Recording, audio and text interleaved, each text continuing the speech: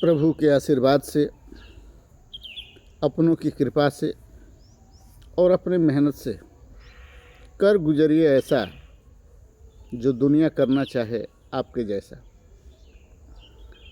मैं एक वकील साहब की बताई हुई बात आप लोगों के सामने रखने जा रहा हूँ। वकील साहब अपने चैम्बर में बैठे हुए थे। एक आदमी कागज़ का फाइल लिए हुए बड़े गुस्से में, धोती फटी मैली कुचैली कपड़े पहने हुए, गुस्से में लाल, चेहरा काला, एकदम तमतमाया हुआ पहुँचे अपने वकील साहब के पास। वकील साहब ने एसी को तेज़ किया, ठंडा पानी पिलाया, बैठाया और कहा कि कागज़ हमें दे दीजिए और 4 दिन के बाद आइए। 4 दिन में वकील साहब ने उस कागज़ को पढ़ा, लिखा, समझा, बुझा तो उसमें देखा कि बहुत कुछ था। उनका जीवन भर की कहानी थी उसमें। तो उन्होंने कहा कि फिर 4 दिन तक इंतज़ार किए वकील साहब। 4 दिन के बाद वो आदमी उसी गुस्से में उसी तरह फिर आया। फिर वकील साहब ऐसे में बैठाया, पानी पिलाया और कहे कि आप कुछ मत कहिए, हम कुछ कहना चाहते हैं। आप यही चाहते हैं ना कि जिस भाई को आपने किडनी दिया था, जिस भाई को आपने पढ़ाया लिखाया और अपने नहीं पढ़ा, और जिस भाई को आज इंजीनियर बनाया, वो विदेश में फ्लैट ले लिया है और कह रहा है कि कर्जा भरना है, आधा ज़मीन बेचकर हमें दे दीजिए। और आप गुस्से में हैं कि आज तक हम बंटवारा नहीं चाहते थे और ये बंटवारे की बात कर रहा है, इसलिए उसके मकान पर आप स्टे लेना चाहते हैं। तो हम ये कहना चाहेंगे कि आप जिस भाई को किडनी दे दिए थे, जिस भाई को पाई पाई जोड़कर पढ़ाने का काम किए थे, जिस भाई को तरक्की के रास्ते पर पहुंचाने का काम किए थे, वो भाई अगर फ्लैट ले लिया है और ज़मीन बेचने को कह रहा है, तो उस फ्लैट पर आप स्टे कराना चाहते हैं, तो स्टे कराने से क्या आपकी किडनी वापस आ जाएगी? क्या आपका वो त्याग बलिदान वापस आ जाएगा? भाई ने जो गलती किया उसे करने दीजिए। वो भिखारी निकला, आप दानी निकले, आप राजा निकले। आप भाई के चक्कर में मत पड़िए। भाई आपको समझ नहीं पाया और भाई आपसे ज़मीन बंटवारे की बात कर रहा है, इसलिए आप नाराज़ हैं।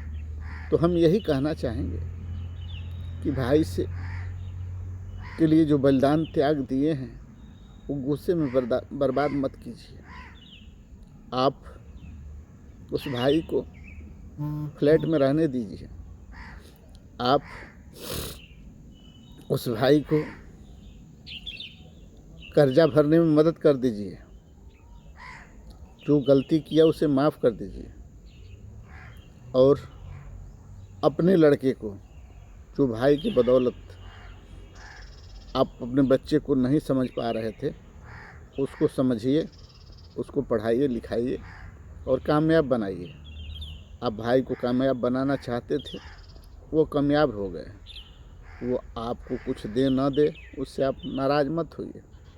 उस समाज में लुटा दे, देश में लुटा दे, सबको दे दे, उससे भी आप नाराज़ मत होइए। आपको आपकी बीवी को एक साड़ी न दे, कपड़ा न दे, उससे भी आप नाराज़ मत होइए। आपका जो फ़र्ज़ था आपने निभाया। आप अपने बच्चे को पढ़ाइए, उनको बढ़ने दीजिए, उनको आशीर्वाद दीजिए और आप घर जाइए। वह आदमी उन वकील साहब की बातों को समझा और वापस घर चला गया। घर जाने के बाद बच्चे को पढ़ाने में संघर्ष करने लगा। दिन रात मेहनत करना, दिन रात कमाना, दिन रात बच्चे की फीस भरने के लिए परेशान रहना। लेकिन कभी भाई से मुंह नहीं खोला कि फीस भरना है या कर्जा भरना है या कोई सामान लेना है देना है। छोटे भाई से कभी मांगा नहीं। बच्चे की पढ़ाने में मशगूल रहा, किसी तरह बच्चे को पढ़ाया, बच्चा डॉक्टर बन गया। एक दिन वो आदमी डब्बे में मिठाई लिया, अपने लड़के को लिया, वकील साहब के पास पहुंचा और वकील साहब से जाकर प्रणाम किया और लड़के से कहा पैर छुओ। लड़के ने वकील साहब का पैर छुआ, मिठाई का डिब्बा आगे रखकर वकील साहब से कहने लगे, वकील साहब आपकी बात हमें समझ में आई और हमने गुस्सा टाल दिया। भाई भी हमसे माफ़ी मांग लिया है और बड़े प्रेम से रह रहा है और बेटा भी हमारा डॉक्टर बन गया। इसकी मिठाई लेकर हम आए हैं। इस बात को सुनकर वकील बहुत खुश हुआ। शायद ऐसे वकील आजकल मिलते हैं, नहीं मिलते हैं। वकील चाहते हैं कि हम लड़ाकर भाई भाई को अलग कर दें, मर्डर करवा दें, मरवा दें। हमारी कहानी का मतलब ये है, हमारी बातों का मतलब ये हकीकत है। इस हकीकत कहानी से हम ये दर्शाना चाहते हैं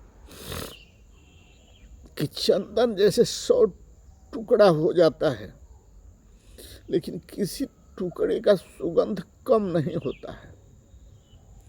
उसी तरह से प्रेम ऐसा होना चाहिए कि लाख विपत्ति आने के बाद, लाख लड़ाई होने के बाद, लाख बवाल होने के बाद, लाख बेईमानी होने के बाद, लाख ऊंच नीच होने के बाद भी उस रिश्ते में खटास नहीं आनी चाहिए। उसी चंदन की तरह मिठास होनी चाहिए। इसलिए हम सभी लोगों से हाथ जोड़कर विनती करना चाहते हैं। हम राष्ट्र संत डॉक्टर राजेश्वरानंद जी महाराज जी समाज में एकता और अखंडता बनाए रखने के लिए तरह तरह की कहानियों के माध्यम से समाज को समझाने का प्रयास करते हैं और कहानियाँ हमारी अधिकांश सत्य पर आधारित होती हैं।